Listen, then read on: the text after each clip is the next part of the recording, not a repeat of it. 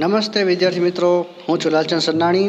આજે આપણે ધોરણ 9માં અંગ્રેજી વિષયમાં પોએમ 1 કે જેનું નામ છે ધ રિવર, બરાબર છે। રિવર એટલે કે નદી।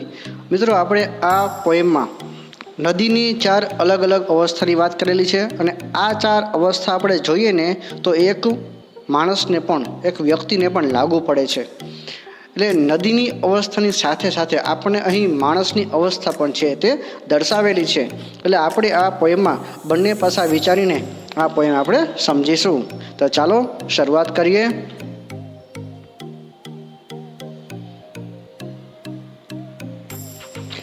રિવર રિવર લિટલ રિવર એટલે કે નદી નદી નાનકડી નદી, લિટલ એટલે કે નાનકડી। Bright you sparkle on your way, તું તારા રસ્તા પર આનંદથી ચમકતી જાય છે। તો અહીંયા બ્રાઇટ એટલે કે આનંદથી અને સ્પાર્કલ એટલે કે ચમકવું। મિત્રો, જો પોએમમાં શબ્દોની છૂટછાટ હોય છે એટલે અહીં કવિ છે એ શબ્દોનો ઉપયોગ કરીને અહીંયા બ્રાઇટનો જે ઉપયોગ કરેલો છે તે આનંદ માટેનો કરેલો છે અને સ્પાર્કલ એટલે કે ચમકવું, કે નદી છે, નાનકડી નદી છે એ સૌથી પહેલાં તો કે આનંદથી ચમકતી જાય છે। Over the yellow pebbles dancing, પીળા કાંકરા પર તું નાચતી જાય છે। અહીંયા યેલો એટલે કે પીળા અને પેબલ્સ એટલે કે કાંકરા એટલે કે નાના નાના પથ્થરો, અને ડાન્સિંગ એટલે કે નાચતી જાય છે। પીળા કાંકરા પર તું નાચતી જાય છે। થ્રુ ધ ફ્લાવર્સ એન્ડ ફોલિયેજ ગ્લાન્સિંગ, ફૂલો અને ઝાડી ઝાખરામાંથી તું નજર કરતી જાય છે।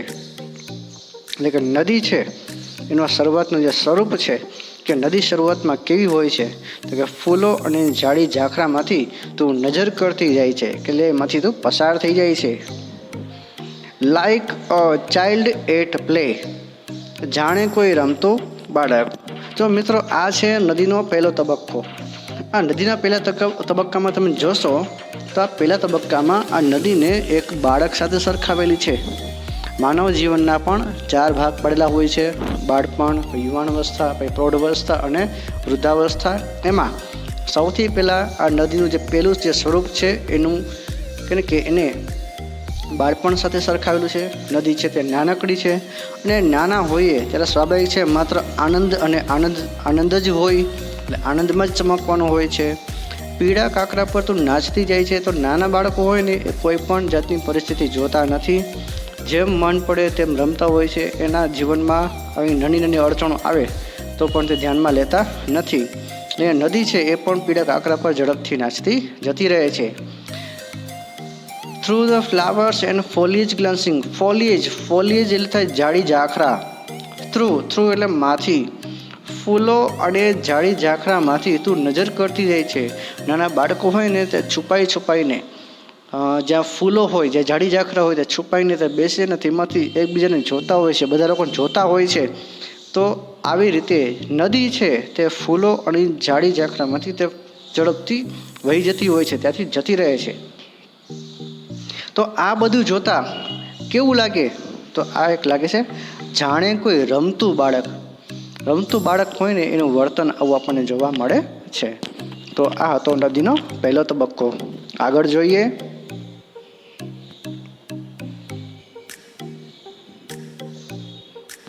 રિવર રિવર સ્વેલિંગ રિવર, નદી ઉછળતી નદી, સ્વેલિંગ એટલે કે ઉછળતી। ઓન યુ રસ થ્રુ રફ એન્ડ સ્મૂથ, લીસા અને ખરબચડા રસ્તા પર તું દોડતી જાય છે। હવે જો કે ઉછળતી નદી, હવે કીધું આપણે આ બીજો તબક્કો આવ્યો છે। બીજો તબક્કો એટલે યુવાવસ્થા। તો યુવાવસ્થામાં આપણે કોઈ પણ જાતની દરકાર લેતા નથી, રસ્તો ગમે તે હોય આપણે કે આપણા જે કે મનના આનંદમાં જતા હોઈએ છીએ, એટલે કે રસ્તો પછી કેવો છે તે આપણે ધ્યાનમાં લેતા નથી। એટલે એ રીતે નદી છે એ પણ લીસા અને ખરબચડા રસ્તા પર તે દોડતી જાય છે। લાઉડર ફાસ્ટર બ્રોલિંગ લીપિંગ, તો હવે વર્તન એનું કેવું હોય છે તો કે વધુ જોરથી, વધુ ઝડપથી અને ખળખળ વહેતી, કૂદતી. બરાબર છે. આ છે નદીનું કે આ જે બીજું સ્વરૂપ છે એમાં એનું વર્તન આપણને જોવા મળે છે. Over the rocks by rose bank sweeping. ટેકરીઓ ઉપર ગુલાબના કિનારાની બાજુમાંથી તું ઝડપથી પસાર થઈ જાય છે. હવે જો કે નદી છે એ બીજા સ્વરૂપમાં એટલે કે યુવાવસ્થામાં એનું વર્તન કેવું હોય છે તો કે વધુ જોરથી, વધુ ઝડપથી અને ખડખડ વહેતી, કૂદતી ટેકરીઓ ઉપર અને ગુલાબના કિનારાની બાજુમાંથી તે ઝડપથી પસાર થઈ જાય છે. એટલે કે નદી છે એનો પ્રવાહ છે હવે વધી જાય છે. અને યુવાવસ્થામાં પણ બધાના વિચારો છે તે ક્રાંતિકારી વિચારો હોય છે કે જેમાં નવ પરિવર્તન અને નવ સર્જનની જે લાગણી છે તે આપણને વધુમાં વધુ જોવા મળે છે. અને ત્યારે કોઈ પણ અવરોધને આપણે કે ગણકારતા નથી, ધ્યાનમાં લેતા નથી. ત્યારે આપણું જોર વધી જાય છે, આપણી ઝડપ વધી જાય છે અને કૂદકીને ભૂસકે આપણે માત્ર પ્રગતિ અને પ્રગતિ જ ઈચ્છીએ છીએ. આવી આપણી યુવાવસ્થા હોય છે. Like impetus youth. તો આખું વર્તન છે તે કોને જેવું થયું તો કે જાણે કે ઉન્મત્ત યૌવન. ઉન્મત્ત એટલે થઈ મગ્ન, યુથ એટલે કે યૌવન, ઇમ્પેટસ એટલે ઉન્મત્ત અને યુથ એટલે કે યૌવન. જાણે કે ઉન્મત્ત યૌવન, જાણે કે મગ્ન યુવાન. એક યુવાન છે એ નવસર્જન અને નવનિર્માણના પ્રવૃત્તિમાં આગળ વધતો હોય, જે મગ્ન થઈને કામ કરતો હોય એ રીતના નદીનું વર્તન છે એનું આપણે આ બીજું સ્વરૂપ છે તે જોવા મળે છે. આ નદીની યુવાની દર્શાવે છે, માણસની પણ યુવાની દર્શાવે છે કે યુવાવસ્થામાં જ આપણે નવસર્જન, નવનિર્માણ, નવ પરિવર્તન કરી શકીએ છીએ. ને એથી જ એ વખતે આપણું જોમ, જુસ્સો, ઝડપ એ બધું વધી જાય છે. અને ત્યારે આપણે નાની મોટી મુશ્કેલીઓને પણ ગણકારતા નથી. ટેકરીઓ ઉપર જવાનું હોય કે ફૂલોનો સાથ લેવાનો હોય, આપણે માત્ર આપણી ઝડપથી પસાર થતા હોઈએ છીએ, આપણે માત્ર આગળ વધતા હોઈએ છીએ. તો આ હતું બીજું સ્વરૂપ. અને આ બીજા સ્વરૂપમાં નદીનું અને માણસનું જે યૌવન છે તે આપણને દર્શાવેલું છે. આગળ જોઈએ.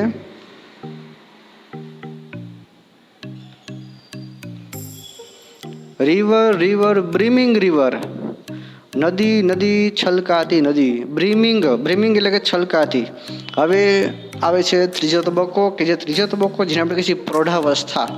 એટલે કે આપણે છે ને એકદમ સમજુ થઈ ગયા છીએ, આપણે ઘડાઈ ગયા છીએ.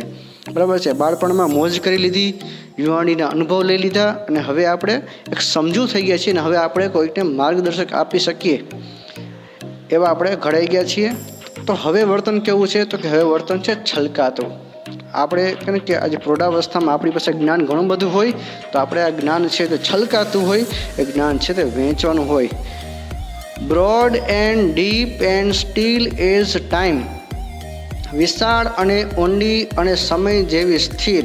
તો નદી કેવી હોય છે તો કે બ્રોડ એટલે કે વિશાળ, ડીપ એટલે કે ઊંડી અને સ્ટીલ એઝ ટાઈમ. અહીંયા સ્ટીલ એટલે કે સ્થિર.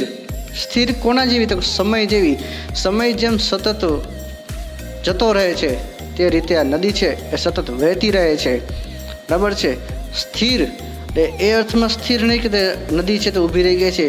આ સ્થિર એટલે કે તેની ગતિ છે તે સતત જેવી છે. Swimming steel yet still in motion. બરાબર છે. વધુ સ્પષ્ટ ચોખવટ કરેલી છે કે સ્થિર લાગતી હોય તેમ છતાં તે ગતિમાં વહેતી હોય છે. નદીને આપણે જોઈએ ઘણી વાર થાય કે નદી એકદમ શાંત છે, નદી એકદમ શાંત દેખાય છે, પણ એ શાંત નદી, એ જે શાંત સપાટી છે એ શાંત સપાટીની નીચે નદીનું વહેણ છે તે સતત વહેતું હોય છે.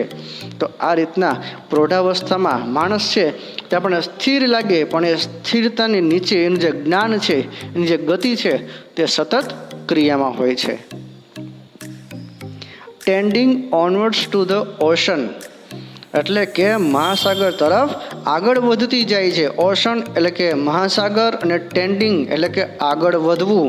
મહાસાગર તરફ તે આગળ વધતી જાય છે. મિત્રો તમને ખ્યાલ હશે કે બધી નદીઓ છે તે એક સમયે સમુદ્રમાં ભળી જાય છે. બધી તો ન કહી શકાય પણ મોટા ભાગની જે નદીઓ છે ને, જે મોટી મોટી નદીઓ છે તે સમુદ્રમાં ભળી જાય છે. નદી છે તે સમુદ્ર તરફ આગળ વધતી જાય છે. તો આ રીતે આ જે સમુદ્ર છે, સમુદ્ર એટલે આપણે જે વિશાળ જ્ઞાન છે, હવે આપણે જે કે હવે પછીનું જે ચરણ આવશે, બરાબર છે, કે આપણે જ્યારે ઈશ્વરની અનુભૂતિએ પહોંચવાનું છે, ઈશ્વરનો સાક્ષાત્કાર કરવાનો છે, એ જગ્યાએ આપણે કે આગળ વધવાનું છે. જસ્ટ લાઈક મોર્ટલ પ્રાઇમ, માણસના શ્રેષ્ઠ સમયની જેમ. તો આ સમયગાળો કેવો છે? તો આ સમયગાળો છે માણસનો શ્રેષ્ઠ સમય. કેમ? તો કે પ્રૌઢાવસ્થામાં માણસ છે તે અનુભવથી ઘડાઈ ગયો હોય છે. તે પોતાના અનુભવથી જ પોતાનું જીવન ગુજારતો હોય છે. સાથોસાથ તેના જે સંતાનો છે તેને એના સિદ્ધાંતોની, તેના કે મૂલ્યોની, સંસ્કૃતિની બધી વાત છે તે કરે છે. અને પ્રૌઢાવસ્થા છે કે જે અનુભવથી સિદ્ધ થયેલો સમય છે, એમાં તે એક માર્ગદર્શક બની રહે છે. અને માણસ જીવનનો આ સૌથી શ્રેષ્ઠ સમય છે તે માનવામાં આવે છે. બાળપણની મોજ, યુવાનીના અનુભવ, એ બંને મળીને પ્રૌઢાવસ્થા છે તે માણસનો શ્રેષ્ઠ સમય છે તે બનાવે છે. આ પ્રૌઢાવસ્થા એ અહીંયા પૂરી થઈ. હવે અંતિમ અવસ્થામાં એટલે કે વૃદ્ધાવસ્થામાં જઈએ તો શું થાય છે ત્યાં ચાલો જોઈએ. રિવર હેડલોંગ રિવર, નદી ઉતાવળી નદી. જો અહીંયા હેડલોંગ એટલે કે ઉતાવળી.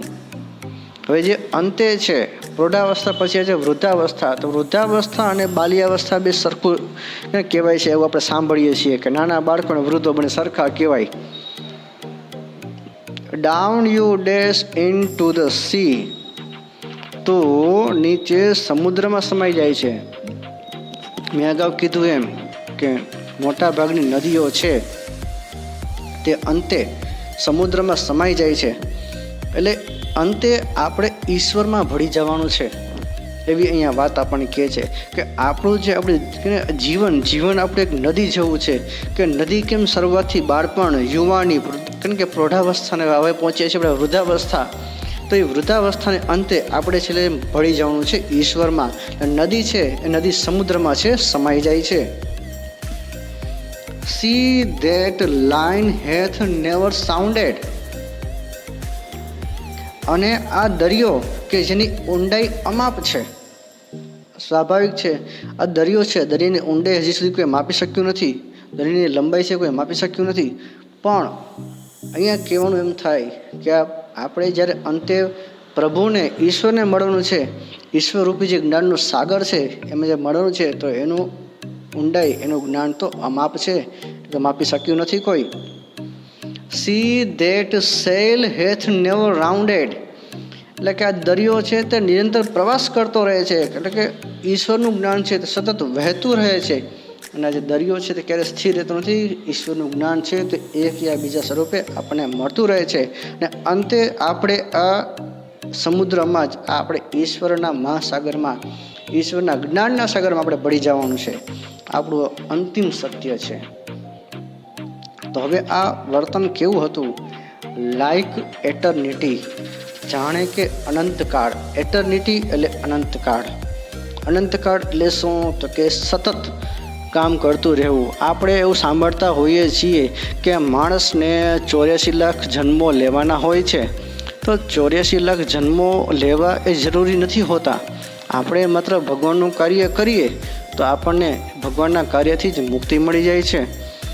પણ આ આપણું સમગ્ર જીવન છે આપણને અહીં નદીના સ્વરૂપ સાથે સરખાવ્યું છે, નદીના સ્વરૂપ તરીકે દર્શાવ્યું છે. તો આપણે પણ આપણો જે પ્રવાસ છે ત્યાં નિરંતર થતો રહે, નિરંતર વહેતો રહે અને ઈશ્વર આપણી સમક્ષ રહે, તો એને આપણે અનંતકાળ કહી શકીએ. આ અનંતકાળ સદાયને માટે, ઈશ્વર સદાયને માટે આપણી સાથે રહેશે. તો મિત્રો, આ સાથે આ પોએમ પૂરી થઈ. બહુ સારી પોએમ છે. કીધું તો એમ આપણે બંને પાસા વિચારવાના હતા, બંને બાજુ જોવાની હતી કે નદી પણ છે, સાથે માનવનું જીવન પણ છે. એ બહુ સરસ પોએમ જોઈ. ફરીવાર બીજા વિડીયોમાં બીજી પોએમ સાથે મળીશું. ત્યાં સુધી